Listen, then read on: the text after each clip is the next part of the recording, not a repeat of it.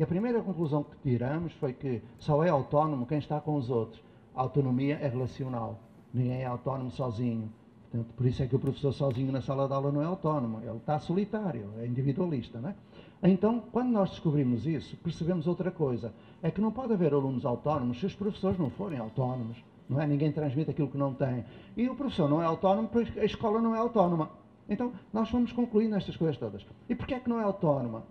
Então, aqui há dias eu estava a discutir o Plano Nacional de Educação.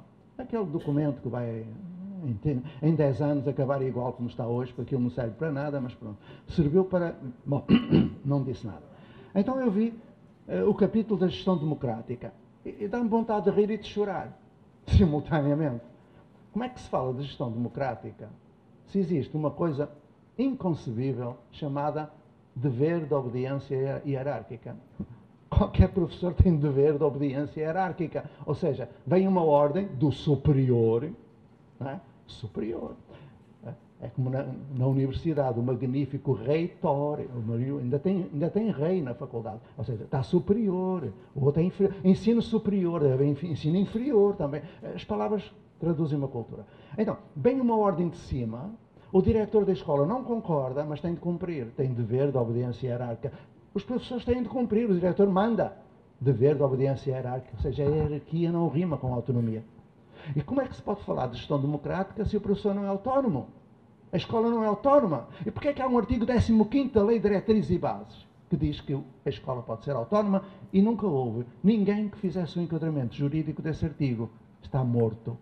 Porquê? Eu sei, e tu sabes. Convém. A escola reproduz o modelo social, não é? Está o pressuposto do coronelismo, está o pressuposto da dependência, em tudo oposto à questão da autonomia, até em pequenos pormenores. Repara, quando eu entro numa escola e pergunto, aqui desenvolvem autonomia? Ah, sim, nós como? Eu pergunto, dão aula? Dão, então não desenvolvem heteronomia, exatamente o contrário. Isso prefigura crime de falsidade ideológica, porque eles têm lá no PPP, queremos o aluno autónomo, e fazem o contrário, isto é crime de falsidade ideológica. Bom, para além de ser uma coisa horrorosa, eu pergunto, mas não há hierarquia? Não, aqui não há hierarquia. Eu pergunto, então vamos lá ver. Não há banheiro do aluno e banheiro do professor e banheiro do diretor? Até no defecar e no urinar existe hierarquia, portanto, no resto também existe. É uma loucura, como é que em casa nós temos banheiro do filho e banheiro do pai? Não. Vamos ver se a gente se percebe. Como é que pode haver autonomia se a escola não é autónoma? Então, quando nós descobrimos isso em Portugal, e descobrimos da maneira mais dramática, não vou contar, senão vocês muito impressionáveis e eu sei que não iriam reagir de uma maneira que eu não imagino. Então, eu vou só dizer como é que a gente resolveu. Não sei se sabem, a Escola da Ponte ainda é a única escola autónoma no mundo, rede pública. A única. É verdade. Por que será que os professores reivindicam autonomia e nenhuma escola quer assumir a autonomia? É porque a autonomia significa dignidade profissional e responsabilidade social. Pois é. E na autonomia o professor não pode ficar sozinho na sala de aula. Sozinho ninguém é autónomo. Então o que fizemos? Fui trabalhar com gente maravilhosa, António Novo, Manuel Sarmento, João Barroso, etc, etc. E começamos a preparar o enquadramento jurídico da autonomia das escolas. Quer dizer, eles é que começaram, mas nós éramos o lugar da experiência, não é? Ao fim de algum tempo, ao fim de 13 anos, aquilo lá foi lento, hein? Nós conseguimos fazer aprovar uma lei, a Lei 43/89, que dizia no 48º artigo, em caso algum, critérios de natureza administrativa ou burocrática se podem sobrepor aos critérios de natureza pedagógica. E aí estava aberta a questão. Aquilo que acontece na escola deve ter como base de definições, decisões de ordem pedagógica. As escolas do Brasil não são assim. As escolas do Brasil não são geridas pela pedagogia, são geridas pela burocracia. Vamos ser sérios. E era assim que nós éramos. Então, do enquadramento jurídico surge o Decreto-Lei sobre a Autonomia das Escolas e a única escola que se propõe, a Ponte. A partir daí, ótimo, descobrimos uma nova realidade. É que para haver autonomia, a escola não pode ficar sozinha. A autonomia exerce com, não para. Não é assistencialismo. A escola é um nodo de uma rede de aprendizagem que se chama comunidade. A escola não tem que ter alambrado, cerca elétrica, portão, câmara. Não precisa de ter. Guarda, catraca, não precisa, nem deve ter. Nem deve fazer visitas à comunidade, porque ninguém visita a sua casa. Certo? Nem deve levar a comunidade para a escola, até porque não cabe. Nem deve levar a escola para a comunidade, até porque isso é um conceito do século XVII, do Comênios, da Pampédia, da Didática Magna, em que ele diz, não leva a árvore para a escola, leva a escola para debaixo da árvore. O Tião Rocha fez isso. Mas nós estamos no século XXI, e o Tião Rocha é espetacular, maravilhosa criatura. Bom, já agora dia 5 ele vai estar aí, com o Edgar Morin e o Pierre Lévy. E eu também vou, pronto, também vou falar lá nessas coisas. Dia 5 de setembro é Globo, o Globo é que prepara essa coisa. É um grande encontro aí. Trazem o Edgar Morin, coitado, ele já está um bocadinho. Mas ainda fala bem. Eu tive o privilégio de o escutar em Paris durante muito tempo, então. Só pode ser autónoma a escola que quiser agir em dignidade e responsabilidade social. Agora a novidade. Se tudo correr bem, no próximo ano nós teremos 4 escolas autónomas no Brasil. Se tudo correr bem. Está difícil. Ouviram falar de umas coisas chamadas máfias de transporte? Dizem que não há, mas parece que há. Então um dos casos está suspenso por causa disso, não é? Alguém se vendeu, e quando eu penso que pode haver educadores na estrutura que são corruptos, eu temo pela educação do Brasil. Bem, também não quer dizer que seja, até pode não ser, mas outra está dependente da nossa passagem à escola pública. A nossa que é o Projeto Âncora. Nós vamos ser no próximo ano, se tudo correr bem, escola municipal, estadual, particular, federal e sistema ES. Vamos ter os 5 subsistemas, para ser só um, porque não há aluno municipal nem aluno estadual. Há brasileiros a aprender. E se existe esta sobreposição, é porque interessa a alguém. E se existe isto, é porque 3 milhões de professores que o Brasil tem, 1 milhão não está a trabalhar com crianças. Porquê é que tiram curso de pedagogia? Autonomia é exercida em relação a. Autonomia, nós descobrimos 30 e tal definições. Eu posso mandar um livrinho, um texto de umas 15 páginas, feito em 84, por aí. Não tinhas nascido. Eu mando-te esse textinho, tu lês, que eu não vou falar o que está no texto, sabes ler, mando-te o texto, tu lês e a gente troca a figurinha. Portanto, agora acabou a resposta porque o resto está no livro. Tá bom? Ok. Mais perguntas? Boa tarde. Eu gostaria de saber o que você atualmente faz que você considera, dentro da sua trajetória, mais inovador. Nada.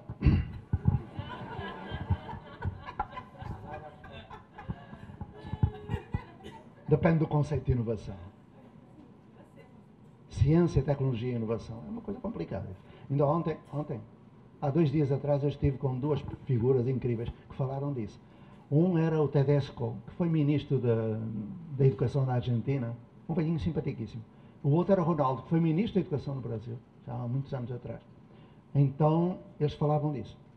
Então, olha, eu vou falar muito sério. Aquilo que mais me envolvo hoje, espero que até morrer ou desencanar ou mudar de estado, ou como quiser, eu continuo, é no reconhecimento da minha incompletude. Sou uma pessoa por acabar. E nunca acabarei. E, portanto, essa é a inovação. Acordar cada dia com o brilho dos inícios. Acordar cada dia com a criança grande perguntando, e hoje? Acordar cada dia e sentir que vai ser diferente no fim desse dia.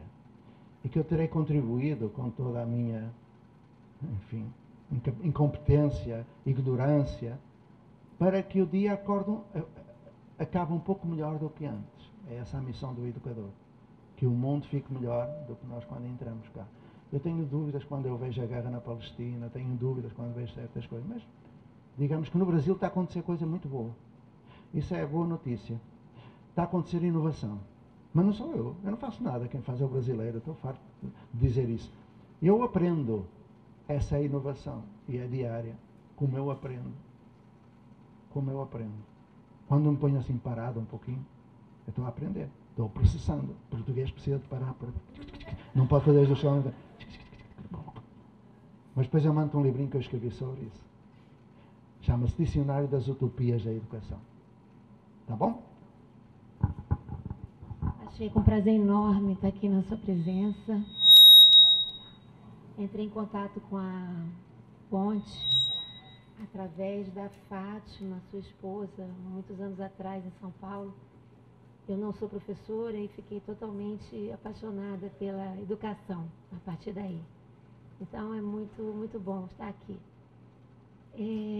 O meu interesse, eu também sou fundadora de uma organização social, uma ONG. Fiquei feliz quando você falou que foi um menino autista que te inquietou quanto à questão de dar aula, porque são também os autistas que me inquietaram e me fizeram estudar educação. E nosso próximo projeto da nossa ONG é ter uma escola inovadora, diferente, enfim, muito inspirada em você, no seu trabalho. Então, eu queria muito saber da transformação que ocorreu na Âncora, no projeto Âncora. Como foi que eles, eu sei que eles no contraturno atendiam os meninos e aí começaram em algum momento, de alguma forma, é isso que eu gostaria de saber, a ser a escola. Como fazer como dar esse passo? Inclusive com as famílias. As famílias já lá estão. Aliás, se tudo correr bem, são as famílias que vão gerir a escola a partir do próximo ano. A escola não tem que ser gerida por um diretor, professor. O professor é para estar com criança, não é para estar no gabinete com ar-condicionado. Bom, eu sou assim. Ame-o ou deixe-o, como diriam os generais. Está melhor. Obrigado. Eu estou indo e voltando de Portugal há quase 13 anos. Estou a viver no Brasil desde 2006. E em 5 anos eu ouvi um comentário que me desagradava. No final de cada encontro, o comentário era mais ou menos assim: ai, que alunos tão maravilhosos. O Rubem Alves, realmente, ele tem razão lá no livro. Essa escola, fantástica. Escola pública. Ai, professor, mas aqui no Brasil não é possível. Isso é lá na Europa. Aqui no terceiro mundo, não. Isso é lá na Escola da Ponte. Porque aqui você não conseguiria fazer tal. Eu cansei. Eu estava em Belzonte, fui de Gite Ford para Belzonte e depois estava lá aprendendo com os mineirinhos há 3 anos num projeto. E como o projeto já andava pelo seu pé, quando alguma coisa vai pelo seu pé, eu autonomizo, vou-me embora. Até posso voltar para tomar uma cachaçinha, para conversar, mas não é para trabalhar. Então eu precisava de sair dali rápido para não criar dependência. E eis que surge a oportunidade. Em Cotia, um homem que entretanto faleceu, Walter Steurer, um filantropo, ele gastou toda a sua fortuna de empresário na criação de uma ONG entre 3 favelas, entre Osasco, Carapicuíba, Cotia, já imaginam o que é, para tentar salvar almas, não é? Então não conseguia, porque fazia contraturno, mas me dizia: professor, é como tentar enxugar gelo. Nós aqui fazemos tudo, capoeira, teatro, mosaico. Eles saem daqui, vão para a escola, vão para a favela, no dia seguinte chegam aqui iguais ou piores. Então ajude-me a fazer uma escola. Eu aceitei. Sexagenário, fazer uma escola. Mas eu aceitei porque não seria eu que faria a escola. Cheguei lá em abril, saí de Minas Gerais, comprei uma casinha no meio do mato, toda de madeira e vidro, pequenininha, com mico, com pássaros, esquilo e tal, muita árvore. Agora plantei um ipê para o Rubem, trazido da cidade de Ipê. Perguntaram a uma criança quem era Rubem Alves. E a criança respondeu: eu sei quem é. É um homem que gosta de ipês. É a melhor definição daquele meu amigo. Okay. Então, Fui para lá, em abril fui à ONG. Quando estava a chegar, veio um velhinho muito simpático, olhou para mim, claro, percebe quem é? O senhor é que é o professor Pacheco, não é assim? Sou. Ah, e o senhor vem fazer uma escola? Assim, eu venho ajudar a fazer uma escola. Você vai entrar numa fria, vai. Eu disse, o que é que você quer dizer com isso? Com estes professores você não vai conseguir fazer nada. Que eu sei que você fez a ponto, mas aqui com estes professores vai entrar numa fria. Assim, mas porquê? Não vai conseguir. Mas eu tenho outros professores. Não, só tem estes. Então é com estes. Você é mesmo louco. Sim, eu sou louco? Não sou. Diziam este há 40 anos, deixaram de dizer porque a loucura está concretizada. Mais louco é quem me diz que não é feliz. Eu sou feliz. Então, entrei, fui ver, falar com os professores que tinham dado aula 10, 20 anos. Uma deu 15 anos no Japão. Aula no Japão. Harakiri. Aquilo é tudo quadradinho. Então, elas perguntaram, vai haver formação? Sim, vai. Ah, tá bom. Quando é que começa? Um dia. E o dia foi passando. Chegou a maio, não começou. Em junho também não. E elas perguntavam, quando é que começa? Deixa estar, tá. Julho, agosto, setembro, outubro, novembro, dezembro. E elas aflitas. Entramos em janeiro. O trabalho começaria no princípio de fevereiro. Chegou a última semana de janeiro e eu disse, vamos à formação. Eu, agora não, vão, é suficiente, vamos lá. E fomos. Sentámonos e eu perguntei, quais são os valores que comandam as vossas vidas? Elas estavam à espera que eu falasse do Piaget e do Vygotsky, do Vallon, não falei nada. Quais são os valores? Métodos ativos, construtivismo? Não falei nada. Quais são os valores?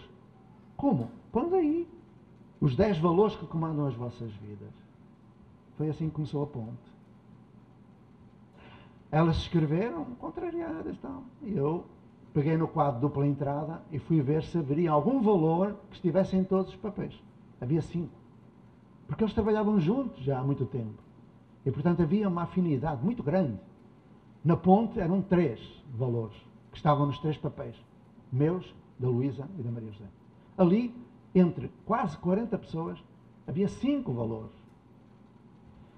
Meus amigos, escolas são pessoas. Não são edifícios. Não é preciso edifício para nada. Nós aprendemos uns com os outros mediatizados pelo mundo, Saravá, Paulo, em qualquer lugar, momento. E não aprendemos 4 horas por dia, mas 24. E não aprendemos 200 dias por ano, 365. Bom, então, eu disse, temos aqui uma matriz axiológica, o que vamos fazer com ela? Escolas são pessoas, pessoas são os seus valores, e os valores transformados numa carta de princípios têm um nome, Projeto Político-Pedagógico. Lógico. Tão simples. Eu perguntei, porquê é que está aqui este valor? Como é que nós vamos concretizá-lo? Como é que se pode desenvolver a autonomia como aula? Não pode, então não pode haver aula. Ponto. Tão simples. Responsabilidade, ok. Havendo livro de ponto, há responsabilidade? Não. Então não pode haver livro de ponto. Havendo diário de frequência, há responsabilidade? Não há. Então não pode haver diário de frequência. Responsabilidade, se eu planejo a vida do outro, o professor não existe para planejar. Existe para ensinar o outro a planejar-se. Que é diferente. Não existe para preparar projetos para, mas sim para construir projetos com os outros. O professor não existe para dar aula a papagaio. Existe para ensinar o outro a procurar informação pertinente, a selecionar, a comparar, a avaliar, a criticar, a sintetizar, a comunicar processos complexos de pensamento. Pensar sobre pensar, metacognição, desenvolvimento. Então nós percebemos que teríamos de mudar. E elas escolheram entre o soft e o hard. Soft é começar dando aula e tal, e ir mudando aqui e além, como nós começamos na ponte. Hard é direto. Criámos outros dispositivos e acabou. Tudo isso que é a tralha do século XIX, que está aí, em quase todas as escolas. Aula, série, turma, e mais, aula, série, turma, não tem qualquer fundamento científico. É um escândalo que haja profissionais que fazem coisas que não têm fundamento nenhum. Como é que pode? Como é que é possível? Bom, no final de sexta-feira, era grande a ansiedade. Eu devo dizer que não eram só os professores, porque a formação, entre aspas, daquela semana foi feita com o jardineiro, com a cozinheira, com a funcionária da secretaria, com toda a gente. Somos todos educadores. E dentro de pouco tempo ganharemos todos o mesmo salário. Não há de haver professores a ganhar mais que outros professores, nem o cozinheiro a ganhar menos do que um professor, nem o diretor a ganhar mais que um professor, porque isso é indigno. Todos têm de ganhar o máximo. O salário digno. Claro que eu não ganho nada. Eu sou voluntário. São dezenas de voluntários que não ganham nada. Ganham, aprendem muito. Sexta-feira, ao fim da tarde, eu perguntei como é que é? Hard. Ou seja, sem aula, sem nada. Eu disse, pois bem, agora eu só tenho 2 ombros. Na próxima semana só podem chorar 2 de cada vez. Na primeira semana desistiram 2. Só choravam. 2 moças. Porquê? Oh, meus amigos. Quando sinto que já sei. Quem foi que viu o filme? Quem foi? Tu viste? Há uma cena que é a resolução de conflito. Em que um atira com uma vara ao outro e vai. Aquela cena, para mim, é das melhores que lá está. Como é que se vai resolver um conflito entre alunos? Aquilo era diariamente. Xingamento, bater, pontapé. Era uma coisa impressionante. Eles vinham... Coitados dos miúdos, não é? Não têm culpa nenhuma. Eu costumo dizer que eu nasci numa favela. Já agora, sabem qual é a origem da palavra favela? Okay. Eu orgulho-me de ter nascido na favela, hoje. Mas eu não tinha uma identidade de favela. Hoje eu sei que um criminoso não nasce criminoso. É uma construção social. As condições estão aí. A Fundação Casa está aí para acolher aqueles que neste momento estão a ser fabricados. A polícia está aí para disparar sobre aqueles que neste momento estão-se a formar como marginais. Porquê? Então nós temos que perceber que eu fui líder de gangue. Pronto. Não vou contar essa história. Um dia uma criança, estávamos a conversar e eu perguntei, onde é que tu moras? Na comunidade do Suave. Na comunidade ou na favela? Na comunidade. Eu disse, porquê é que não é favela? Porque é feio. Ele disse, porquê é que é feio? Isso eu não sei. Ah, ok. Então eu perguntei, de onde vem essa palavra favela? Não sei. Queres saber? Tá bom. Ok. Quem mais quer saber? Mais uns tantos. Aí eu tinha um projeto. Saber de onde vem a palavra favela. Aí eu perguntei, onde foi feita a primeira favela? E começámos a construir um roteiro de estudo, dentro de um projeto, de uma intenção. Eles puseram, onde foi... Quem fez essa primeira favela? Quem eram as pessoas que fizeram a primeira favela? De onde vinham as pessoas da primeira favela? Ou seja, eu sabia, mas eles não. Eu não iria ser papagaio, eles que fossem descobrir. Eu só vos vou dar 1 minuto de estudo que eles fizeram. Primeiro vieram no dia seguinte, professor, foi no Morro da Providência. Assim, foi. E onde é isso? No Rio de Janeiro. Onde é? Pegaram no mapa. É aqui e tal. Ok. E porquê que foi no Morro da Providência? Foram os soldados. Soldados? Sim, eles vinham da Guerra de Canudos. Ok. Eu perguntei, o que foi a Guerra de Canudos? Quem era António Conselheiro? E eles foram procurar saber e trouxeram a resposta. António Conselheiro estudava Tomás Moros. E eu devolvi a pergunta, quem foi Tomás Moros? Eles foram estudar a Inquisição. Eles foram estudar História Universal. Eles foram estudar quem era o autor da Guerra contra Canudos. Um senhor chamado Floriano, que foi um genocida, que tem aí o nome nas ruas, eu tiraria, enfim. Lógico. Lógico, como é que um país pode sobreviver na dignidade quando tem como ídolos, como referências, assassinos e genocidas? Eu não hesito. Quando eles falaram de Floriano, falaram do Duque de Caxias, que é outro que tal. E quando falaram do Duque de Caxias, falaram da Guerra do Paraguai. E foram estudar a Guerra do Paraguai. E souberam que o Conde de, que era outro patife, mandou cortar a goela de todos os machos acima dos 10 anos, antes de sair comprometendo o futuro do país. Ou seja, eles usaram a crítica social. Eles aprenderam, mas aí ainda faltava saber porque é que é favela. Mas eles já tinham estudado desde a Inquisição, a Guerra do Paraguai, sabiam onde era a Bahia, sabiam que era o sertão, sabiam que eram as condições, souberam quem era o Euclides da Cunha, que tinha adotado uma criança que deixou em São Paulo, que depois foi para Franca e foi professor, e por aí vai. Aprenderam matemática, história e geografia. Pois é. Eu voltei à pergunta.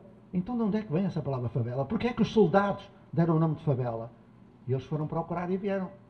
Porque esses soldados tinham consciência de ter cometido um crime. E em honra de Canudos, deram o nome da planta mais frequente, que é aquela que resiste ao frio mais intenso do sertão e ao calor mais tórrido do dia, e que significa dignidade, resiliência. Chama-se favela. Favela é resiliência, é dignidade. Não é, Vitor? E nenhum traficante quer que o filho morra antes dos 30 anos. Quer que ele seja feliz. Ok? O grande problema nestas favelas é que aqueles que conseguem um pouco de geração de renda saem da favela. Renegam a sua origem. O que nós queremos não é requalificar em cima de um córrego. O córrego é um lugar de água, não é um lugar de gente. Vamos criar condições com eles. Não, quando nós fomos lá, eles disseram, o que é que vós ides dar-nos? Assim, nada. Sois vós que temos de fazer, reivindicando-o. E nós estamos aqui para trabalhar convosco. É assim. Assistencialismo acabou. Porque essa instituição era assistencialista. Deixou de haver contraturno. Eu não sou contra nada. Eu sou a favor de tudo. É tudo misturado. Tudo misturado. Nós temos muitos ateliês que vão gerar situações de renda. Estamos agora a instalar um ateliê de mosaico. Nós fizemos um mosaico que celebra a vida e a morte de um grande jornalista, Herzog, que foram as crianças e os pais das crianças do âncora que fizeram e puseram numa praça em São Paulo. E estamos a colocar agora um ateliê de mosaico. Descobrimos uma tecnologia social oculta, que era o fabrico de sabão a partir dos ovos, que é muito, muito comum, e outras coisas. Há gente com um potencial incrível naquela favela, gente maravilhosa, e nós estamos lá dentro. E nós sabemos que lá existe uma economia paralela. Lá não é o Brasil que manda, não é o Estado brasileiro. Lá há outro poder. Porém, é preciso criar condições para que aquela gente se liberte. E isso acontece através da educação. A educação ligada à cultura, à saúde, ao planejamento, tudo mais. Isso acontece em comunidade. O currículo é da comunidade. Ok? É isso que nós estamos a fazer. Comunidades de aprendizagem. Vai acontecer coisa boa. E se tu quiser saber como é que se faz, eu não sei. Chamas-me para ir para lá, eu aprendo contigo como é que se faz. Então, pronto. Está combinado. Então, mais uma pergunta. Já arranjei mais trabalho. Oh, pai, meu Deus. Bom, estou brincando. Olá, boa tarde, professor. Eu tenho duas dúvidas. O senhor, só duas, não acontecer. O artigo que o senhor falou, não deu para pegar da autonomia, depois, por favor, repita. E o senhor tem acesso ao contato com o professor Pureza? Professor Pureza, Antônio Pureza. Ele é magistrado de direito, perdoe, eu não salvo engano da cidade de Portugal, não estou bem certa, mas não é Lisboa, a outra foi fundadora do direito, sim, em Portugal. Qual o nome da cidade? É a principal. Ok. Mas se eu ter contato com ele, tive aula com ele, foi fabuloso. As ideias são bem semelhantes, então, se puder ter o contato. Não tive contato porque eu agora sou atlante, não é? Já saí de lá há muito tempo. E ele esteve aqui? Talvez um dia encontre. Eu ouvi falar dele. Quanto ao artigo, é o 15º, cruzado com o 23º, com o 12º também. E depois, se quiseres os outros, eu dou. Mas há bocadinho... eu acho interessante que a maior parte dos projetos que eu acompanho, onde eu aprendo, não partem de pedagogo. É curioso. Embora haja bons pedagogos. O pedagogo também é pessoa. Pronto. Então, apesar de me meterem na cabeça aquelas coisas todas, enfim, dos fósseis lá da Europa e dos Estados Unidos. Então, Montessori e tal. Então, a maior parte, agora, por exemplo, no Sul, os projetos que estamos a começar partem do Ministério Público. Coisa engraçada, hein? Delegados do Ministério Público que estão agora a desenvolver projetos incríveis nas escolas e nos municípios. Bom, é isso.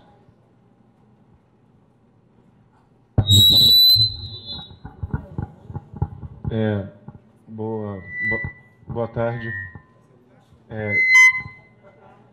Desculpa. Peraí. Boa tarde, meu nome é Vitor. E quando você coloca que a escola ela tem uma ligação fundamental com a comunidade, você sabe que você está indo contra uma pressuposição de um projeto político-pedagógico nacional, municipal ou estadual. Você está, na verdade, invertendo a ordem. E claro que tem um problema, um dilema político que você coloca aí. E como é que você pensa, então, uma discussão... A saída, então, na sua visão, é o fortalecimento da escola a nível comunitário. Não há outra possibilidade, porque, no caso, evidentemente criaria hierarquias. Então, no sentido não democrático e autônomo que está colocado. Então, nesse sentido, é como discute um projeto político-pedagógico nacional se não se discute isso, se não se deve discutir isso. Ok. A Escola da Modernidade ela foi concebida para servir a criação de Estados-nação. Eu não sei se o Brasil é um país ou são vários. Não sei qual é a identidade. Aliás, o Darcy Ribeiro também não sabia. E, portanto, muito menos eu.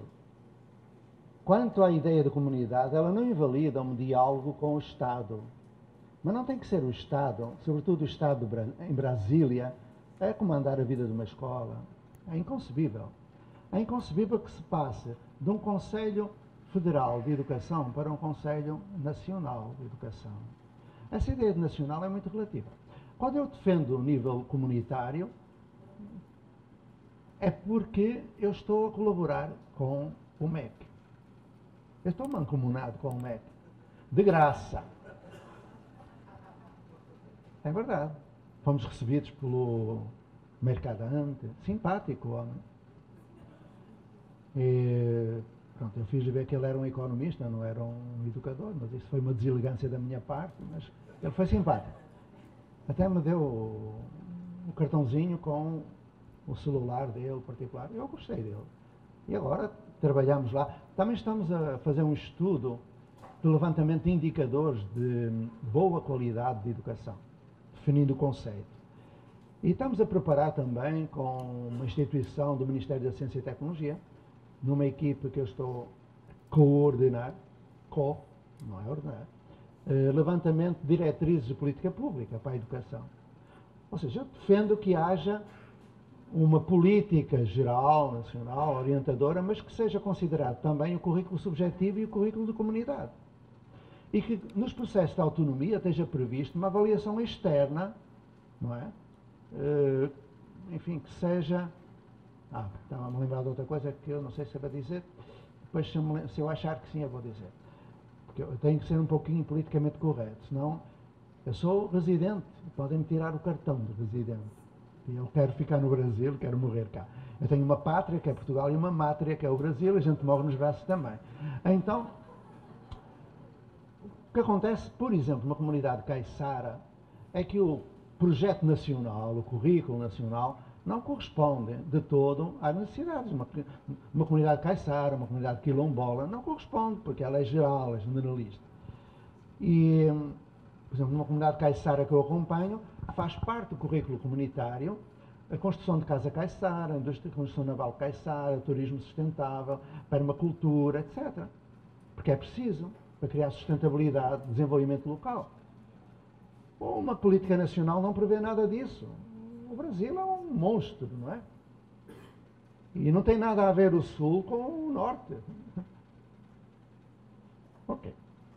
Então eu não defendo nada. Pronto. Eu apenas me limito a tentar encontrar formas que façam com que todos aprendam, desenvolvam e que as pessoas sejam felizes, bem cuidados, que as crianças e os jovens, os adultos sejam felizes, que tenham resolvido os problemas do colo e tudo mais. E isso é através da educação. E creio que isso não é possível quando um país como o Brasil, onde tudo depende de Brasília, nós continuemos a ter 30 milhões de analfabetos. Que nós continuemos a desperdiçar em cada ano letivo 56 bilhões de reais. Sabiam isso? 56 bilhões de reais que são desperdiçados em cada ano letivo pelo sistema educativo nacional. Porque será? É muito interessante que isto está na internet, podem procurar, está escrito. Porquê é que não aparece na mídia? Por que será? Como é que é possível uma política nacional que admita que 4 milhões de jovens em idade escolar estejam fora da escola? Como é que pode haver uma política nacional que burocratiza todo o sistema e leva a que 90% dos professores, ou melhor, 90% dos diretores de escola passem mais tempo a tratar da merenda escolar do que de assuntos de ordem pedagógica? Como é que se pode conceber um sistema de desperdício? Não pode. A nível local, se a comunidade assumir a escola, o desperdício acaba. Quer dizer, pode haver alguns princípios de corrupção, mas muito localizados. Eu tenho umas coisinhas escritas sobre isso. Vou-te mandar. Manda-me um e-mail. Eu vou deixar no meu e-mail. Está ali e depois vou aí, tá bom? Olá. Boa tarde de novo, José. Prazer enorme. Franklin de Araruama. A pergunta que basicamente algumas escolas ainda não conseguiram fazer, e principalmente aquelas que você mantém como escola invisíveis, ou seja, elas já fazem o trabalho que você desenvolve, né, com elas, juntamente com elas, mas a forma como apresentar a documentação legal para dar continuidade nos estudos. Alguns diretores, conversando com a gente na educação, questionou isso. Tá bom, Frank, eu conheço a escola, minha neta estuda lá na escola, eu estou preocupado na hora de sair o documento dela. E a orientação, qual seria nesse nível daí? Muitos diretores e professores ficam preocupados.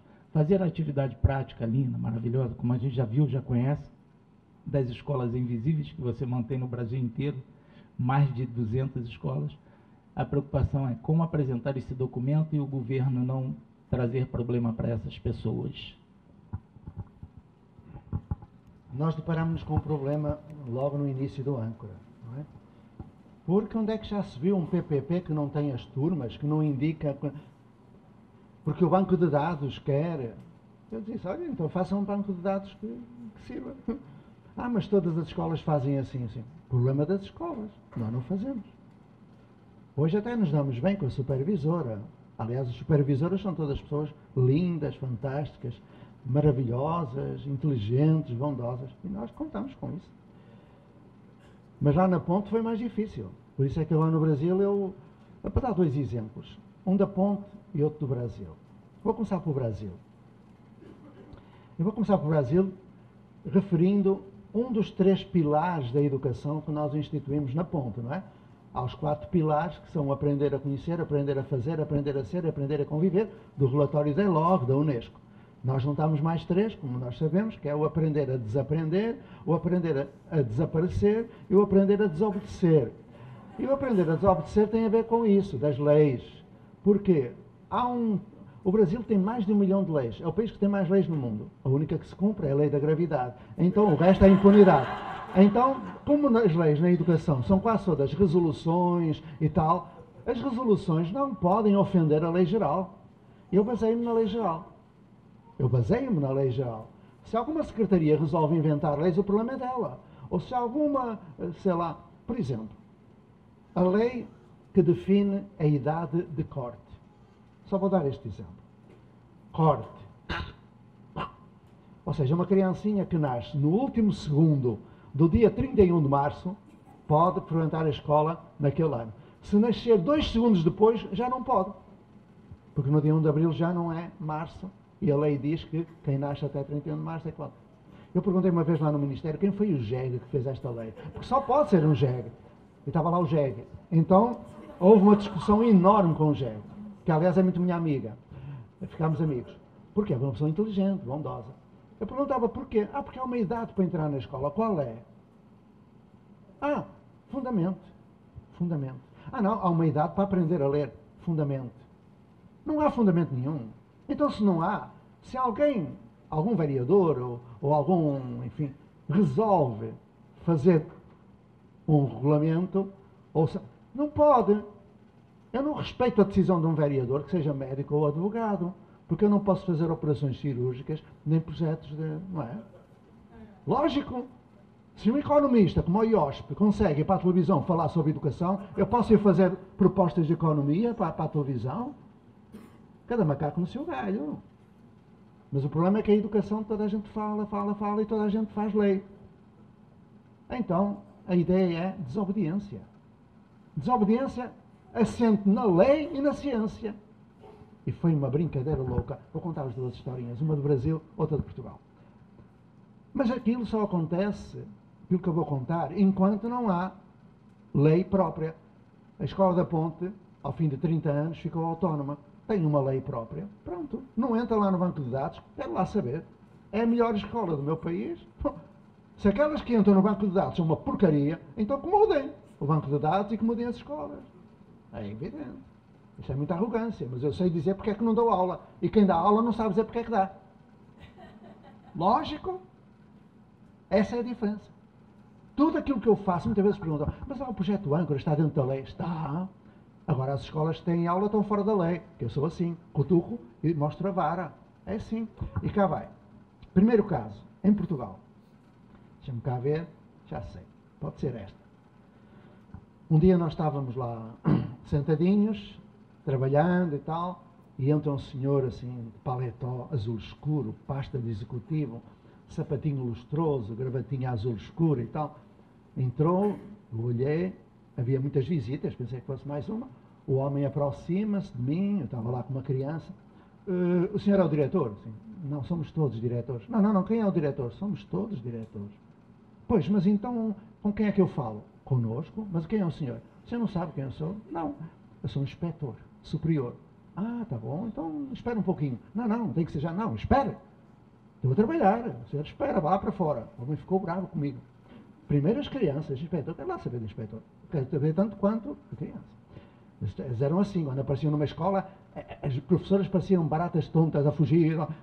Nós acolhíamos, dávamos chazinho, era uma maravilha, tratávamos bem. E quando passávamos para a discussão pedagógica, como eles eram uns ignorantes, a gente ganhava. E, portanto, falava devagarinho para eles entenderem e tal. Então, adiante.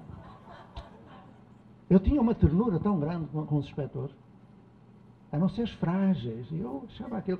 E vão ver que foi. O homem chega, senta, fizemos uma pausa, e ele disse, olha, eu estou aqui numa situação delicada, sabe? Sim. Eu ouço falar muito desta escola, realmente. É uma escola pública. E eu ouvi falar, eu venho aqui, sabem porquê? Não, diga. Nós tivemos uma denúncia. Uma denúncia! A coisa mais dolorosa para mim, entre muitas outras, foi descobrir que o maior aliado de um professor é o outro professor da equipe. E o maior inimigo do professor é o professor da escola do lado. Então, nas escolas particulares, é demais.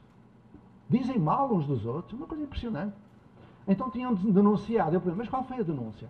É que eu recebi a denúncia de que os senhores não têm ponto. Não registram um ponto. Sim. Não. Nós temos o nosso PPP, que queremos ser responsáveis. Quem tem ponto não é responsável. Há controle. Não. Mas está na lei. Pumba! Na lei. Se eu dissesse, Sr. Inspetor, não vamos fazer processo disciplinar. Eu não era burro. Sou português, mas não sou tanto. Então eu disse, ok, Sr. Inspetor, o que é que quer dizer com isso? Os senhores vão ter que fazer o ponto. Ok, diga, Sr. Inspetor, como é? Tem que pegar o livro de ponto e a partir do próximo mês fazem. Daqui por 2 meses eu volto e quero ver o livro de ponto. Não se discute. Trazei-me o livro de presenças de inspeção. Eu lá fui ao almoxarifado, estava lá, tirei o pó. Faz favor. O homem lá escreveu. Da presença e tal. No dia seguinte, o que é que me havia de calhar? Eu peguei no livro que estava lá no almoxarifado, um livro grande, muito grande, capa grossa, e eu chamei a comunidade para dizer, nós vamos ter que fazer isto, mas isto é contra o nosso projeto. E nós combinamos o que fazer para desmontar a situação e vão ver como nós resolvemos. Porque criatividade, diversão. Abro o livro. Tem este livro tantas páginas numeradas e rubricadas por mim e vai servir para registro, aquelas poucas coisas, formalmente. E, cumprindo o combinado pela comunidade, eu abri o livro. José Pacheco, logo na primeira página. E perguntei à Fatinha, uma funcionária, cumprindo as ordens da comunidade, qual seria o estado de espírito e a cor que representaria o estado de espírito dela naquele dia. Ela disse, professor, eu estou tão bem disposta, um cor-de-rosa ficaria bem. Eu peguei num lápis cor-de-rosa e escrevi José Pacheco no primeiro retângulo.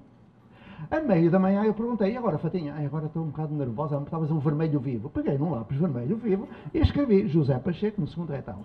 À meio da manhã voltei a escrever a presença, perguntei outra vez, ela disse, agora estou melhorzinho, talvez um amarelo. Eu peguei num lápis amarelo e escrevi amarelo José Pacheco e foi para aí baixo. No final do mês, as páginas do livro de ponto, se fossem vistas a mais de 1 metro, pareciam pinturas de Van Gogh. Saíam uns amarelos, uns rosas, uns vermelhos vivos, daquelas tulipas ali. Lindo! Era impressionante. Era lindo. Aquelas cores todas a sair do livro de ponto. Cumprido o combinado, o homem volta passado 2 meses. Sentou-se, a gente pôs um chazinho, porque as minhas colegas todas... Eu, calma. Aí ele pega na chávena, eu lembro-me disto, já foi há 37 anos. Pega na chávena e com a mão esquerda abre o livro. Quando abre o livro, o homem, pensei que ele fosse morrer. Ó, Sr. Inspetor, está bem? Não pode! O homem aos gritos, que parecia um processo. Não pode, onde é que já se viu? Amarelo, vermelho, cor-de-rosa, cor-de-rosa. Homofobia. Cor-de-rosa. Ó, meu amigo, não se pode escrever a cor-de-rosa. Não! Isso está na lei. Na lei? Sim, está lá escrito na lei que não se pode escrever a cor-de-rosa. Não. Então... Quando vós fazeis prova, diz ele, não me riscais a vermelho que está errado. E diz a Luísa, não fazemos prova. Ah, pois. Pois é. Ele abriu as outras coisas. Olha, trazei cá a folha do registro de presença da inspeção. Eu pensei que ele fosse atacar-nos. O homem pega, rasga a folha e diz, vós sois todos malucos, eu vou-me embora, eu não quero nada com isto. Aí eu aí, como já tinha cutucado, mostrei a vara. Disse, ó, Sr. Inspetor, antes de ir embora, desculpa lá. O senhor conhece, por acaso, o despacho número 6/67, ele, despacho 6/67. Sim, estão a ver, colegas, o Sr. Inspetor sabe as leis todas e não sabe o despacho 6/67. E ele, se não percebia que não podia vir aqui nestas condições e que nós temos direito a tal. Ah, desculpe e tal, eu vou ver, tal. Fui embora para Lisboa. Aí uma mãe que estava a fazer a ata perguntou, ó, professor Pacheco, que despacho é esse? Qual é o número? Eu não sei, eu inventei naquele momento. Nós brincávamos. Bom, ou então quando uma colega nossa foi à secretaria e o secretário que queria acabar connosco mandou-nos um ofício no dia seguinte perguntando onde é que estava o pedido de justificação da falta. Porque era obrigatório. Quando alguém queria faltar tinha que pedir antecipadamente. Caramba, eu reuni a comunidade e disse aos meus filhos, se eu disser que a moça não entregou, ela vai ter um processo. Se eu disser que nós recebemos e não mandamos para lá, apanhamos processos todos. Como é que é? E os pais disseram, então não temos saída. E diz um pai, olha, diga lá ao seu secretário que essa senhora nunca saiu daqui. Sim, mas ele viu-a lá. Não, mas é que nós vamos dizer aos nossos filhos, que se alguém perguntar, eles dizem, não saiu e acabou. Percebem o que é trabalho da equipe. Então, eu mandei um ofício. Em cumprimento do solicitado no ofício em epígrafe, cumpre-me informar Vossa Excelência que a professora fulana, na hora em que Vossa Excelência informa ter estado fora da escola, não saiu desta escola, como aliás podem comprovar alunos, pais, professores. Ponto final. Parágrafo. Presumimos tratar-se de uma ilusão de ótica de Vossa Excelência. Nós éramos do capeta. Eu adoro esse tempo. Nós virávamos tudo do avesso. Eu estava a lembrar mais, mas não vou contar. Porque era cada uma. Bom, agora eu vou contar a do Brasil. Dado que falei de escola pública, agora falei de escola particular. Um dia, o meu amigo Sérgio liga-me. Zé, estou com um problema. O Sérgio tem uma escola particular e há uns meia dúzia de anos atrás ele estava a perder muitos alunos, porque as escolas à volta faziam-lhe guerra e ele já tinha hipotecado até o seu apartamento, já estava a perder tudo. Ele pediu-me ajuda, eu não faço nada, mas fui lá e ajudei. E ao fim de 3 ou 4 anos, ele tinha 400 e tal pedidos de vaga e tinha recuperado a hipoteca, ele estava bem. Aí eu fui-me embora. 1 ano e tal depois ele liga-me. Ó Zé, estou com um problema. Outra vez, é verdade, mas agora é diferente. Eu tenho 400 e tal pedidos de vaga, eu tenho que matricular, mas não posso. Sim, mas porquê? Opa, a superintendência diz que houve um erro no projeto. A arquiteta enganou-se, faltam 4 metros quadrados em cada sala de aula. Eu disse, ó meu filho, para que é que fizeste sala de aula? Opa, sabes como é os pais? Não é para nada, agora criaste um problema. E então não deixam. E faltam poucos dias para acabar o período de matrícula, eu não posso, eu vou outra vez à bancarrota, que eu investi muito dinheiro nisto. Então olha, pede uma audiência que eu vou contigo. Opa, mas não adianta, pede uma audiência e eu vou contigo. Lá fui eu. Com a minha milhagem, viajei de avião, fui para lá, não digo onde é, e lá fomos nós para a superintendência. Sentámos-nos, esperamos, até que vem a funcionária, com o processo, Ela era assim muito... Pousou o processo e perguntou, já está resolvido o problema dos 4 metros quadrados? E o Sérgio, não. E ela então ia fechando e disse, espera um pouquinho. A senhora está a pedir 4 metros quadrados de quê? E ela, de espaço de sala de aula. Mas ela assim, minha senhora, lá não há aula. Ah, tem de haver. E eu assim, onde é que está escrito que tem de haver? Ela olhou, esperta, nem parecia funcionária, olhou e disse, é espaço de aprendizagem. Ela percebeu que se dissesse, eu perguntava onde é que está a lei, qual é o artigo. Espaço de aprendizagem. Eu disse, espaço de aprendizagem? Você quer 4 metros quadrados? Quero. Então mostre-me aí a planta. Ela abriu e eu disse, olha, a senhora pede-me 4 metros quadrados, eu dou-lhe 400 metros quadrados. Onde? Aqui. Ah, mas aí é o gramado. Não é um espaço de aprendizagem. Ela olhou para mim, olhou para o Sérgio, fechou o processo e foi para dentro. Diz o Sérgio, estás a ver, não adiantou nada. Adianta, ela não se despediu. Se ela não vier, eu vou lá. Ah, pois é. Eu não sou brasileiro, eu não devo nada a ninguém, eu vou. Ok? Então, ela, o que é que ela foi fazer? Chamar a superintendente, a chefe, que viesse aqui ter com o português, pusesse o português lá no lugar, não é? Aí, uns 3 ou 4 minutos depois, houve-se uns passos, ela entra, assim com um ar triunfal, e a superintendente atrás com um ar assim, quem vai matar alguém. Quando a superintendente olha para mim, professor Pacheco aqui, dá um abração, um beijinho e tal. Então o que é que está aqui a fazer, professor? Olha, a tua funcionária diz que faltam 4 metros quadrados numas salas, olha, 400 ela não quer aceitar, assina-me essa porra, pá. Aí ela pega na funcionária, leva lá para o canto e era a funcionária. Mas ela, calce, onde é que eu assino? Não pode, assino. Ela assinou, pronto, pode ir embora. A funcionária era assim, olhar para mim. Lógico, porra, está na lei onde? Tem de haver 4 metros quadrados ou 5 metros quadrados. Não tem lado nenhum. Quem quiser inventar, que invente. Eu não cumpro. É assim que eu sou. Na ciência e na lei. Não faço nada fora da lei, nem fora da ciência. Agora, os professores, coitados, encolhem-se. E, portanto, os burocratas mantêm-se nos seus lugares. Mais alguma perguntinha?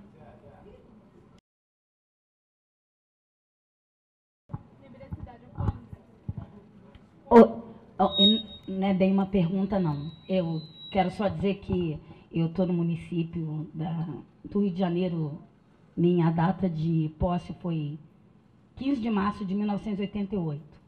E eu nunca tive coragem de entregar minha carta de demissão. Mas eu tive o prazer de vir aqui hoje, indicado por uma mãe de aluna minha, que está indo para Braga fazer um pós-doutorado em 29 de agosto. E as 2 filhas, que atualmente, uma delas é minha aluna, vai estudar na Escola da Ponte. E eu estou aqui pensando como é que vai ser quando ela voltar, né? Porque ela vai estar aqui daqui a 12 meses. Mas eu espero que o intercâmbio seja bom.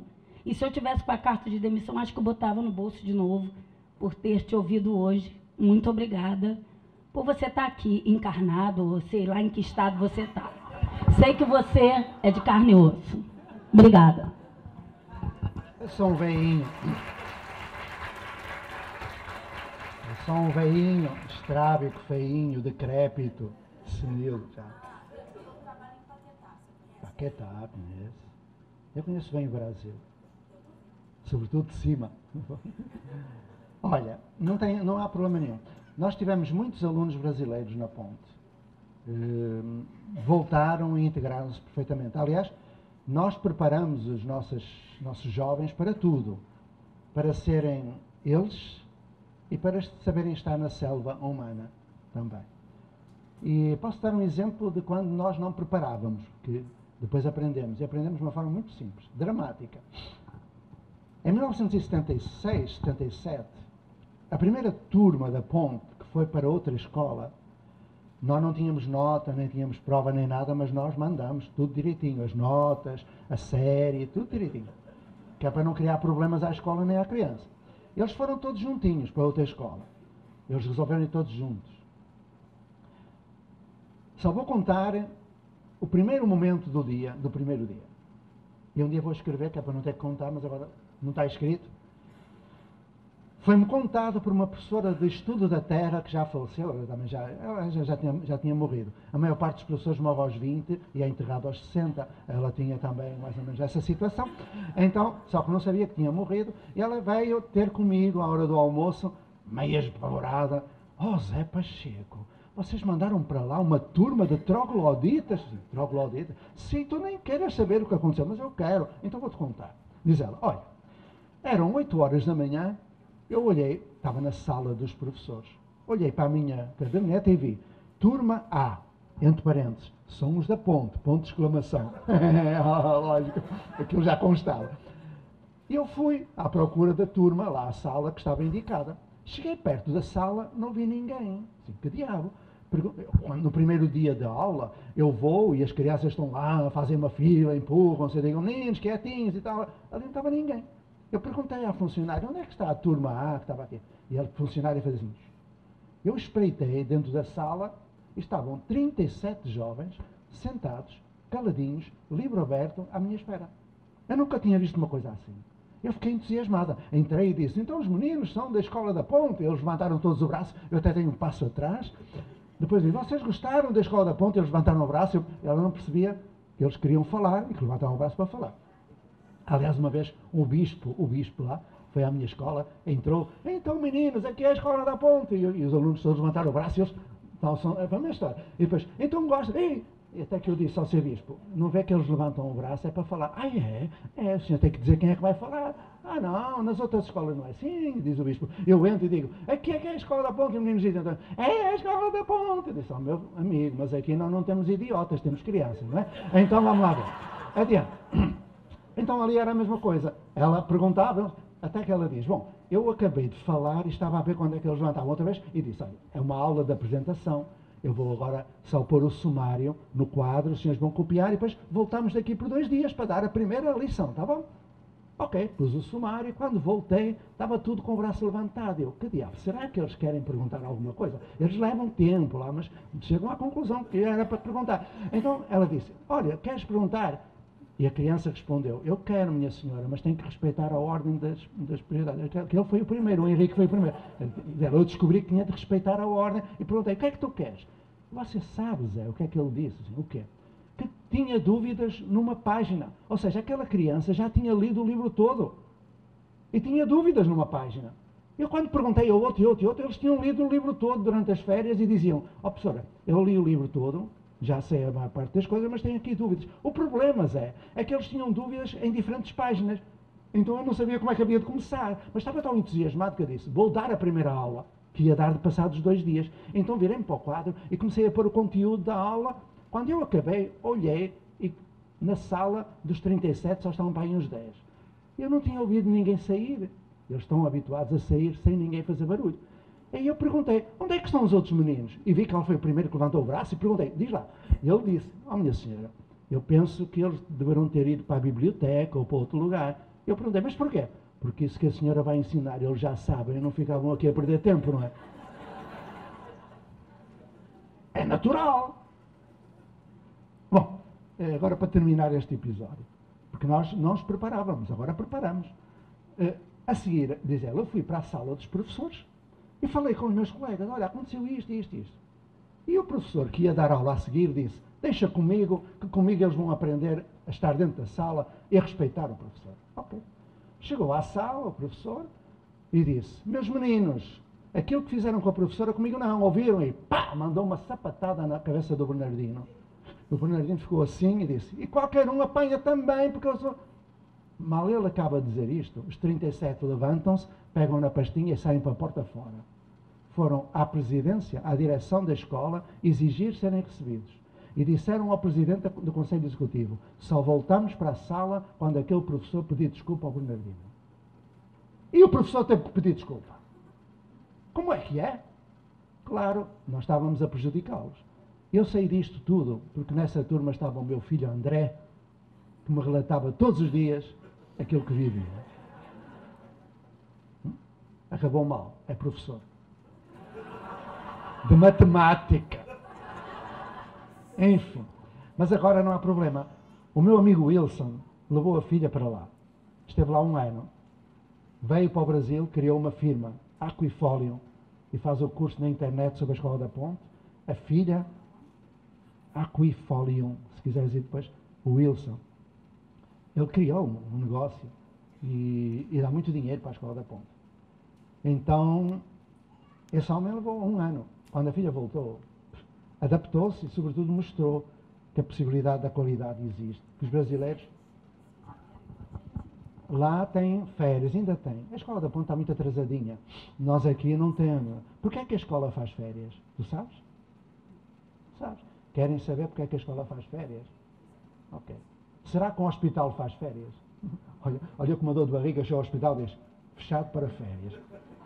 Uma igreja faz férias? Não faz. A escola faz. Isto é socio-histórico. Veio da Inglaterra da Revolução Industrial, da necessidade que havia de apanhar toda aquela criançada, porque os pais foram trabalhar 10 horas por dia, mesmo ao sábado, e eles estavam na rua, portanto é preciso apanhá-los, porque até ali era só para as elites, mas ali os filhos dos trabalhadores arranjavam problemas em Londres, noutros lugares, então meteram-nos dentro daquilo que se chama escola, que é um gueto de infância, a quem o Ferrier chamava invenção do diabo. Há um texto muito lindo que está lá na internet. E o problema foi este, foi que aquelas pessoas que antes trabalhavam o campo, não é? Elas continuaram a fazer a sua prática agrícola, rural, ao domingo. E quando chegava o tempo das colheitas, precisavam dos filhos para as colheitas. E então a escola fechava durante um tempo para o trabalho infantil. Hoje, em janeiro está funcionando lá, mas não te aconselho em janeiro. Está frio? É. Então pronto. Ô Zé, ouvindo você falar, né, dessa coisa de autonomia, né, de cuidar da sua saúde, do seu corpo, né, do corpo do outro, né, de ver isso, e como a gente está educando para a doença, né? Esse sistema que a gente pratica educa para a gente adoecer, para a gente enlouquecer, né? E como essa mudança, ela é, na minha opinião médica, a única saída para tratar a doença mental. Ou a gente começa a entender que a doença mental é produzida pela educação, e salve o Ulisses Pernambucano, né, o psiquiatra brasileiro, que falava literalmente isso, ou a gente não muda, né, e a loucura está aí na pauta do dia. As classes ricas com depressão, né, transtorno de humor, né, transtornos de ansiedade, e as classes pobres com psicose, esquizofrenia, né, homicídio. O Rio de Janeiro com essa cidade, né, homicida, psicopatas de sucesso no comando. Então, eu queria só... Você tocou no tema da saúde, mas trazer para essa coletividade que a saúde é uma produção da educação, né, e que... Né, aí aquela pergunta, o que fazer quando a saúde está doente, né, e a gente depende da educação para a saúde?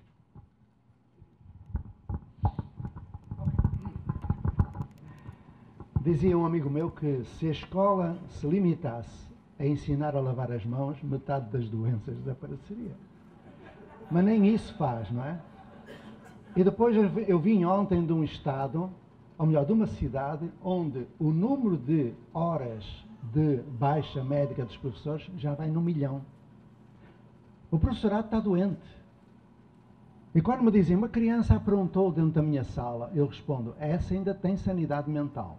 As outras é que eu duvido, porque elas já estão conformadas. Então nós temos aqui realmente a produção da doença. Tu tens razão, Vitor. É uma doença de grandes raízes, muito profundas. É uma doença de reprodução social e cultural que a escola produz. Então, há que mudar. E mais nada eu posso dizer, porque tu disseste o essencial. Mais perguntinhas?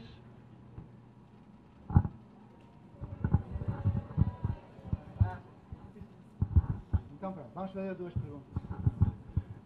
Eu estudo numa escola muito antiga aqui no Rio de Janeiro, o Pedro II, e muitos professores, diretores, consideram que os alunos do Pedro II têm muita autonomia por conta da atividade do Grêmio, que é bem ativo. Mas todas as vezes que a gente tentou conversar dentro de sala de aula com os professores e mostrar que esse método a gente não consegue aprender de forma muito efetiva, eu acho que talvez seja um orgulho do próprio professor, não deixou, fez uma barreira e não conseguiu, ele no mês próprio não conseguiu escutar isso. Aí eu queria saber como é que alguém no lugar do aluno conseguiria levar esse método para dentro da escola, sendo que o professor não consegue, muitas vezes não consegue escutar vindo do aluno, porque de certa forma está abaixo dele, sei lá. Não é um método, mas eu entendo o que tu queres dizer. O aluno não pode. É evidente que o aluno está sempre abaixo do cachorro, não é? Então, nós temos que perceber isso, não podem expor. O que eu posso dizer é que no Pedro II há bons professores, eu conheço muitos, e há excelentes alunos. Eu acompanho agora muitos alunos que saíram, estão na faculdade. No Pedro II, claro, eles têm a ilusão que ensinam, não ensinam nada, mas pelo menos têm boas notas e tal. Depois esquecem, porque a memória é esperta. Mas quando eles dizem que ensinam é porque os alunos têm boa capacidade de retenção da memória de curto prazo para debitar numa prova ou para pôr no Enem ou num vestibular. Mas isso não é aprendizagem, isso é decoreba, não é? Então, ainda bem que o Pedro II existe, mas não arrisques. Ora, quando tu saís do Pedro II, se por acaso passar pela cabeça ser professor, não faças o mesmo. Esse é o problema. Eu já ouvi muito boa gente como aluno criticar e depois vai reproduzir. Então, acredito que tu, se for, estás com ideias de ser professor? Ah, ainda bem. Vamos lá. Não, estou brincando. Mas na vida ativa, não há vida inativa, ser coerente com aquilo em que acreditas e mesmo no Pedro II tu vais-te salvar, vais-te safar. Pronto, vamos lá. Quem é que está? Está ali. Vamos lá.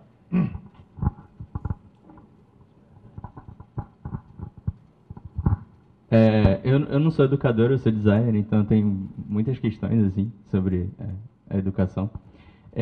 Estou iniciando um projeto que tende a se transformar numa organização do terceiro setor, enfim, uma ONG, alguma coisa assim. E eu tenho observado alunos de escolas públicas, principalmente do final do ensino fundamental para o ensino médio, que é onde ocorre ali uma evasão bastante grande, né, escolar. E uma coisa que eu percebo assim, é a falta de perspectiva para o futuro, né? Porque muitas vezes, isso em escolas públicas, eles assimilaram esse discurso da baixa autoestima de você não aprende, você não tem perspectiva, por que você está fazendo isso se você, enfim, você não vai prestar o Enem, você nunca vai ser nada, todos esses sensos comuns, assim.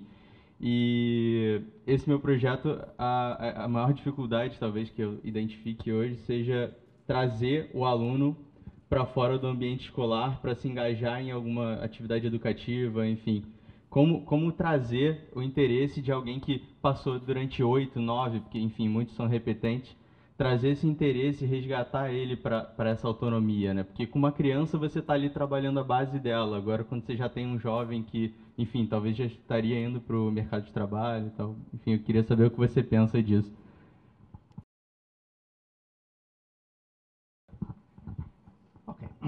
Então eu vou contar uma historinha.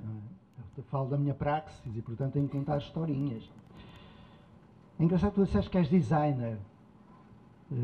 E a profissão de professor, para além de se modificar muito nos próximos anos, porque quem continuar fazendo isso, da aula e tal, é uma espécie de extinção. Isso vai acabar, não vai demorar muito. A sociedade está atenta e, portanto, vai acabar. O que vai suceder é aquilo que eu poderia chamar como mediador de aprendizagem, um designer da educação. E o designer da educação estabelece condições de interesse por parte do aprendiz. Eu vou dizer como é que um designer faz. Com os jovens que estão a sair da escola sem escolaridade. Aqueles que estão a ir para o EJA, aqueles que vão para a vida. E é uma historinha que eu conto de vez em quando, e que fala disso. Imaginai 7 jovens, entre os 13 e os 18 anos, todos praticando furto, assalto à mão armada. Um deles pôs um professor em estado de coma noutra escola. Alunos que nenhuma escola aceitava e os de 13 e 14 ainda estavam em idade escolar. Alunos considerados altamente perigosos. Chegam num ônibus da polícia da Fundação Casa, com policiais com fuzil, todos em fila, à escola da Ponte. Chegaram, eu disse, podem dar aí uma volta. Ah, cuidado, dizem os policiais, eles são perigosos, não os deixa assim. Não, não deixe-os ir. Eles olharam e tal, vão lá. Eles foram. Pedi aos policiais para voltarem para o ônibus, eles ficaram lá com a pistola apontada. Parecia um filme de cowboys. E ao fim de 5 minutos, a Presidente da Assembleia, uma criança de 7 anos, veio ter comigo e disse, professor, aquele menino mais alto Ele mostrou um panfleto de heroína e o outro tem uma faca de ponta e mola. O que é que eu faço? Não faças nada, deixa. Aí eles estiveram a mostrar a faca e a droga. Deixa lá, não tem problema. Olha, diz para eles virem aqui. Ela foi e eles vieram. Sentaram-se à minha frente. E eu perguntei, o que é que vós quereis fazer? Eles olharam para mim assim. Vá lá, o que é que vós quereis fazer? E um deles disse, sei lá, está a falar sério? Eu estou. Mas nas outras escolas nunca nos perguntaram isso. Mas aqui é assim. A gente pode fazer o que quer? Pode. Olha, mas eu não sei se aquilo que eu quero fazer o senhor pode dar. Diga lá. Lá na minha FEBEM, eu tenho uns pássaros. Eles sujam tudo, fazem barulho e os guardas dizem que ou eu os mando embora ou os matam. Eu não quero mandá-los embora, também não quero que morram. Eu posso trazê-los para cá? Eu disse, tu queres vir para cá? Se eu posso fazer o que quero, eu quero vir para cá. Sim, então podes trazer os pássaros. Eu perguntei, onde é que vais pôr os pássaros? Isso não sei. E diz o mais velho, olha, quando eu trabalho na construção civil, quando eu não estou preso, eu vou para os condomínios e num deles eu fiz um viveiro para pássaros. Sabe como é? É assim uma coisa muito grande, tem árvores dentro, os pássaros estão lá como se estivessem em liberdade. Ficava tão bem ali fora naquele gramado. Eu disse, tu és capaz de fazer isso? Sou, sozinho? Não, mas eles ajudam. E todos, nós ajudamos. Ok. Nesse momento eu tinha um objetivo, tinha uma equipe, tinha tecnologia, um princípio do projeto. Aí perguntei, como é que é esse viveiro? Olha, é assim, a gente mete uma base de betão e depois põe uma cantoneira de alumínio. Eu perguntei, quanta cantoneira? E eles, quanta? Sim, quanta cantoneira é que vós ides comprar? Nós vamos comprar, claro, tem que saber qual é o custo, o desconto, qual é a despesa, o dinheiro, pois. E quantos metros? Isso a gente não sabe. Então ponham aí, o que eu preciso saber, 2 pontos. Saber fazer medições, metro, múltiplos, submúltiplos. O que é uma escala? O que é proporcionalidade? E o que é que vais ter à volta? À volta vamos pôr uma tela. Eu perguntei, quanta tela? Se a gente não sabe. Então põe aí. O que eu preciso saber, 2 pontos. Calcular a área do retângulo. Medidas de áreas, múltiplos e submúltiplos do metro quadrado. E o que é que comem esses pássaros? De onde vieram? Qual é o habitat? Qual é o predador? Qual é a cadeia trófica? Ciências. E ao fim de meia hora, eu tinha construído com eles, designer, um projeto com um roteiro de estudo que tinha 74 conteúdos da grade curricular nacional que eles precisavam de aprender para fazer um viveiro para trazer os pássaros. Tão simples. Não criaram um problema. Durante 9 dias fizeram o viveiro. Ao fazer o viveiro aprenderam. Foram aos livros, não havia internet, foram aos livros, começaram a procurar nos livros aquilo que precisavam enquanto informação. Não entendiam muito bem e tinham os professores a fazer mediação pedagógica para transformar a informação em conhecimento. Não basta pôr a criança e o jovem em contacto com o livro ou com a internet. É preciso que eles aprendam a selecionar a informação, tratar a informação, comparar a informação, analisar, criticar a informação, sintetizar, comunicar, para aí vai. Transformar a informação em conhecimento. E isso é feito com o apoio de um terceiro chamado mediador de aprendizagem, que é o professor. Quando eles acabaram, foram a um dispositivo que tinha lá e puseram. Os 7 da FEBEM fizeram o viveiro. Quem quiser aprender, 2 pontos. Era eu, como é que é? Eu já sei e posso ajudar, que era um dispositivo. Porque quando falam da ponte, dizem, não tem aula, não tem sério, não tem direito. O que é que tem? Ninguém diz o que é que tem, é só o exótico que não tem.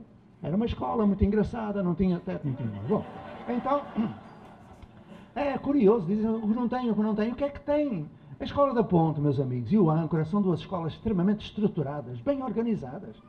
A criancinha chega lá, o jovem chega lá e está a aprender. Aprende a cada momento, não está ali a ouvir aula ou a dormir ou com os fones no ouvido. Está a trabalhar ludicamente, ludicamente.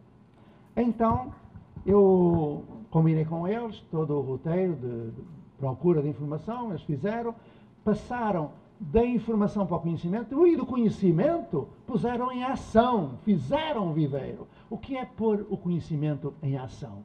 É uma coisa que o Sr. Perrenot diz que é competência. E o Perrenot, nessa altura, ainda não tinha nascido para as competências. Então estou a falar Muito antes do PERNO e das competências. Nós nem tínhamos ideia nenhuma do que seria isso. Ok.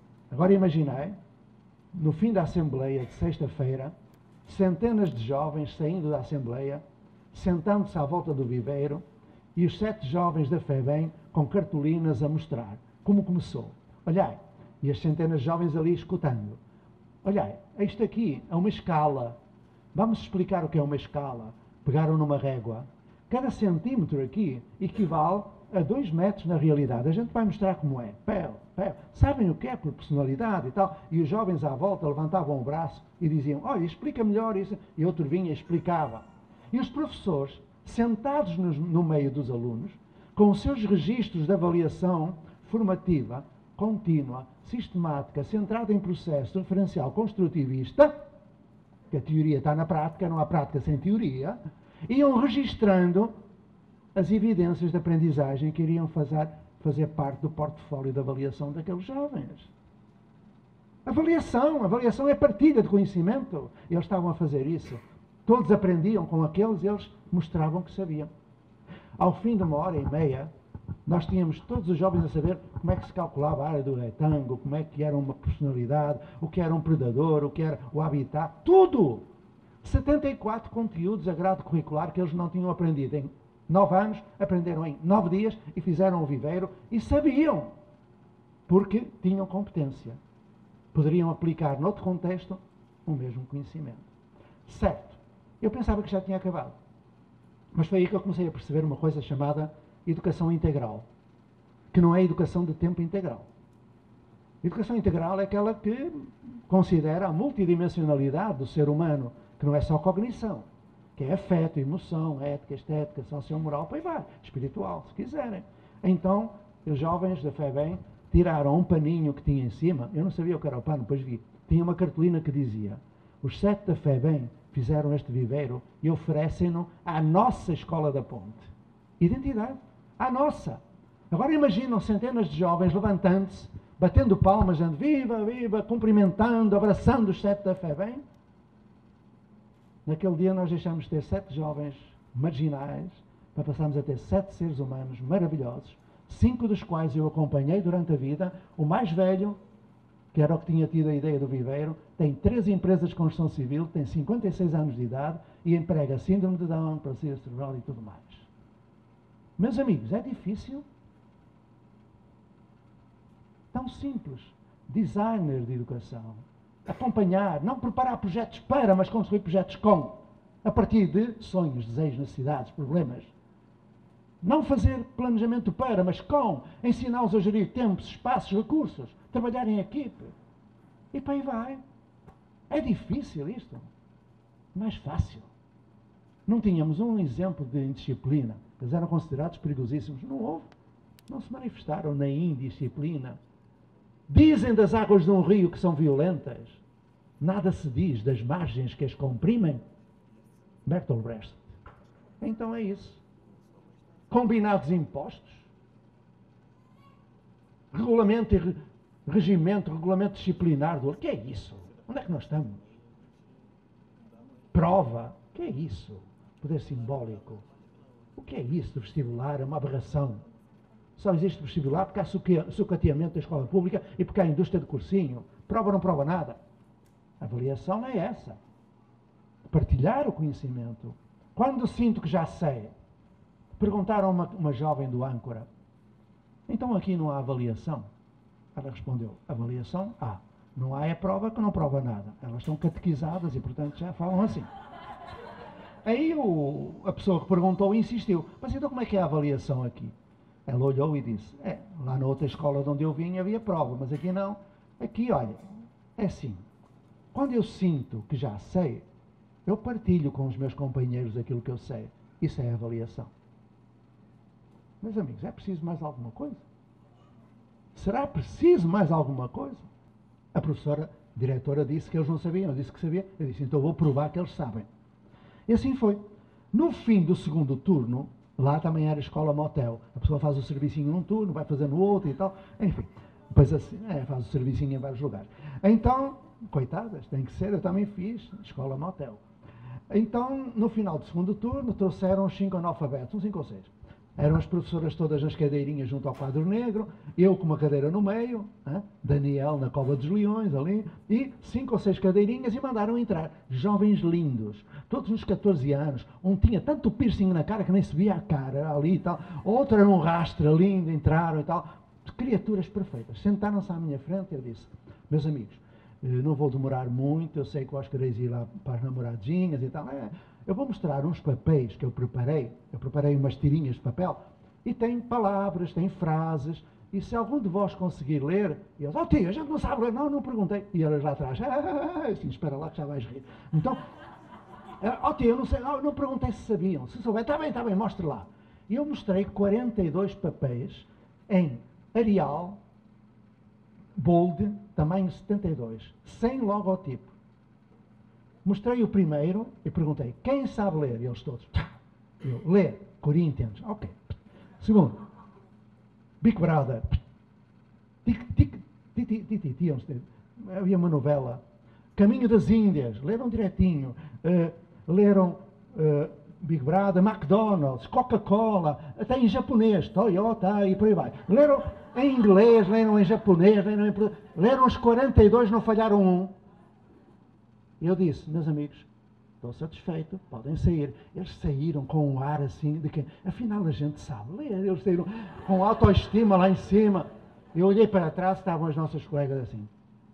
Colegas, quem é que tinha razão? Eles sabem ler. E nós, mas nós assim não sabemos ensinar. Como? Se um jovem como este entrou aqui há 7 ou 8 anos, sabendo ler Coca-Cola, para que é que as meninas usaram o método fónico do K6 Cocu e o Laleli Lolu e o Rei como Esparta? É que a gente não sabe ensinar. E sozinha numa sala de aula, com uma turma assim, ao mesmo tempo assim, onde é que está o ritmo? Onde é que está o repertório linguístico? Onde é que está o estilo de inteligência predominante? Onde é que está a lateralidade predominante? Onde é que está saber alfabetizar? Ok, meus amigos. Há 40 anos atrás eu perguntei aos alunos da Ponte que não sabiam ler, porquê é que vós não sabeis ler? E eles disseram, olha professor, todos os anos é igual. A professora nova chega e antes de ir para o hospital, que nós batemos, ela tenta ensinar-nos, mas ela não consegue. Eu perguntei, e como é que ela faz? Olha, é assim, a gente aprende o A de águia, o E de égua, o I de ilha, o O de ovos, o U de uva. O vovô viu uva. Pois, e depois? E depois fazemos saltinho do pardal, a ondinha do mar, isso a gente já fez 10, 20, 50, 100 vezes. Mas ainda a gente não aprende. E quando ela entra na primeira lição, ela dá a lição do papé pipopu e do tatetitotu. E como é? A gente junta a pata, o peito, o pito, o potu, o puta, o pipi, o popó, é a pua. É a pua. O que é uma pua? Eu perguntei aos professores o que é uma pua. Ninguém sabe. É um instrumento de marcenaria antigo. Mas a criança tem que saber, porra. São frases de alto gabarito intelectual. Ela vai aprender frases idiotas. Como é que alguém pode aprender a gostar de ler? Fica a odiar a leitura. Mas todos ao mesmo tempo, quando cada um tem o seu ritmo. O que é que nós fazíamos?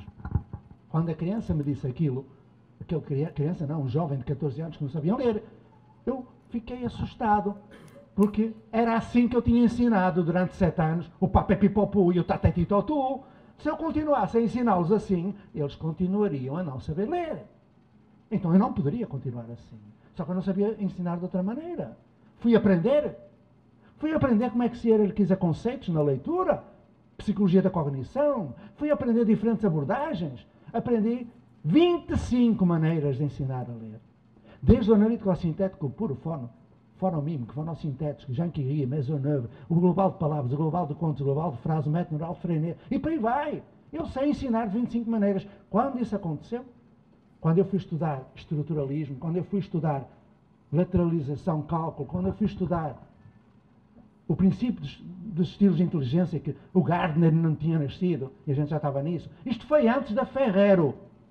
Ferrero começou em 1979, isto foi em 1976. Quando nós percebemos que tínhamos que saber ensinar a ler, as crianças a partir daí, ou os jovens que chegavam, aprendiam a ler no máximo em 3 meses. Síndrome de Down. Dá para entender? Em 3 meses. Não é preciso mais. E não é é ler e interpretar. É preciso que a pessoa saiba ter uma equipe e saiba alfabetizar. Não é preciso chegar aos 8 anos. Eu ajudei uma criança a aprender a ler em 2 anos e 5 meses. Aos 2 anos e 5 meses ela sabia ler. Brincava com ela. Eu tenho os vídeos disso tudo. Claro que eu disse à mãe, põe-na a brincar, não quero mais esta brincadeira. Tudo brincando, tudo lúdico, tudo. Só que eu não queria que ela continuasse naquilo. Ok? Então, esses jovens que não sabem ler porque a escola os convence que não sabem ler. Eles entram na escola sabendo ler. Qualquer criança brasileira, aos 6 anos, tem um repertório linguístico com mais de 100 palavras associadas a conceitos e objetos. Por que é que não partem daí? Tão simples. Por que é que não partem? A pergunta tem resposta. Zé, não é uma pergunta. São constatações. Não é a primeira vez que te ouço. Já estivemos no mesmo evento juntos. Na 6ª Conferência Internacional de Pedagogia 3000, foi onde ficamos tão próximos. Mas o que sempre me encanta em você e o que você sempre deixa é o poder de fazer uma pergunta simples. E através dessa pergunta simples, se forma um silêncio para organizar, para mapear uma pergunta que está guardada e não se sabe aonde. Isso é encantador. E quando você começa a responder uma pergunta que, ora, alguém ousadamente fez, você conta uma história. É outro encantamento. O poder de fazer a pergunta, de permitir ao outro que faça a pergunta, ouvir do outro a pergunta e a contação de histórias, porque tudo o que você fala tem uma história profunda e é uma história fundamentada. É uma constatação de uma professora pública, da rede pública do Estado do Rio de Janeiro, pedagoga e que também tem muita história para contar. Estou salva ainda e esse ano eu faço 28 anos de rede pública estadual. E não saí porque é lá que eu me alimento para fazer algo. Muito obrigada mais uma vez por ter encontrado você aqui.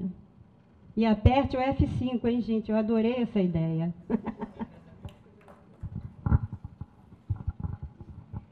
Boa tarde. É um prazer imenso estar aqui nessa tarde aqui maravilhosa com você. Eu li algumas coisas, publicações, suas crônicas, enfim.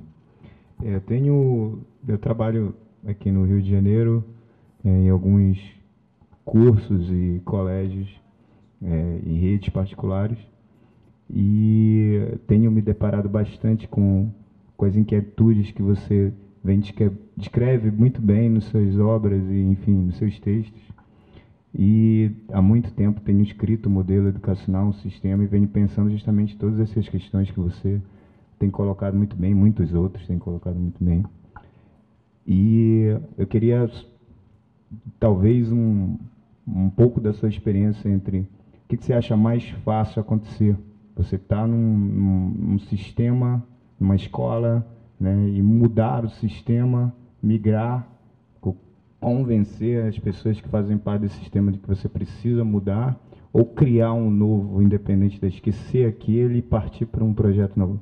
Ambos têm dificuldades e barreiras, mas o que é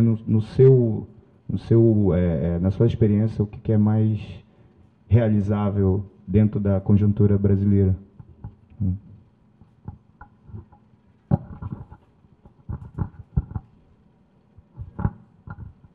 Bom, a primeira intervenção foi um comentário, não é? Que eu agradeço, embora não me julgue merecedor, mas agradeço. Quando alguém faz um comentário, eu fico preocupado. Então vou contar de um comentário, uma historinha de um comentário e depois a resposta. Por onde é que eu sigo, por onde é que eu sugiro que se siga, não é? Que se faça. O comentário foi muito interessante. Foi num congresso sobre inclusão. Sabem o que é inclusão? Eu nunca vi, mas dizem que existe. Então, inclusão. E eu vou sempre convidar. Eu até tenho 2 livros sobre inclusão. Deficientes são os contextos e as mentalidades. Quando eu recebi um surdo, o primeiro surdo na ponte, e tentei ensinar-lhe a noção de passado, presente e futuro, e não consegui, se houvesse um deficiente ali entre os dois, era eu que não sabia Libras. É assim. Por isso é que hoje fico apavorado quando metem crianças diferentes dentro de uma sala de aula. O professor não sabe, não tem formação, tem que dar aula à turma, aquele fica de fora. O professor é sensível, sofre, como eu sofri. Porque não consegue. É o faz de conta da inclusão. Estas reações são naturais. As crianças são honestas, elas choram, vão embora. Bom, agora a resposta para ti. Muitas vezes, há muito tempo atrás, quando as minhas colegas chegavam ao fim do dia e diziam, lá na ponte, Zé, é demais, vamos desistir, não vale a pena. Os pais que protestam, as professoras das outras escolas martirizam-nos, isto não vai dar, vamos desistir, eu estou cansada e tal. Eu dizia sempre, não, vamos em frente. Ai não, vamos fazer uma escola particular, que assim a gente pode fazer o que quer. Não, vamos na escola pública. E continuei. Claro que eu era a pessoa que tinha mais dúvidas ali no meio. E quando elas ouviam dizer, eu continuo, elas diziam, pronto, então a gente também vai. Bom, taurino com ascendente em virgem. Ok, então, teimoso, eu meto os cornos, vai até ao fim. Obstinado. Mas só que eu saía de lá arrasado. Arrasado. Eu saía de lá, eu chegava à casa, os meus filhos desapareciam da minha frente, eu estava na TPM intelectual, toda a gente desaparecia, eu ia direto ao meu escritório, fechava a porta, ligava os fones, ligava o som, apagava a luz, sentava-me na poltrona e ouvia o segundo andamento da sétima de Beethoven ou o VWV 1011, Suite de Bach para violoncelo.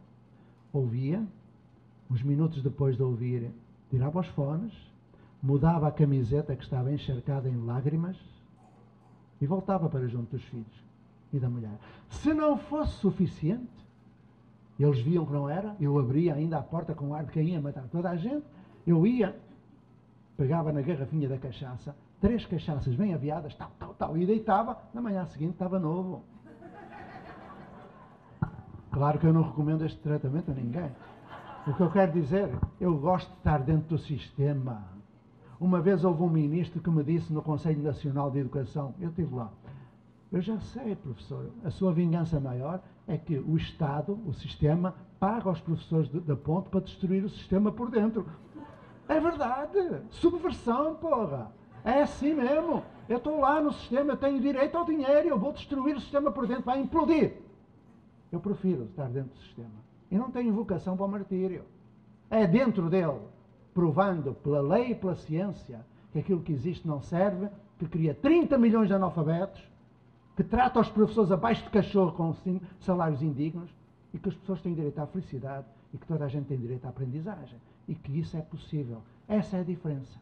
Essa é a boa notícia. Isso é possível. De diferentes modos. Convida-me para ir para a tua escola e tu vais ver que eu vou aprender contigo como se faz. Então vou deixar a tarefa para casa. Tá bom? Acabar.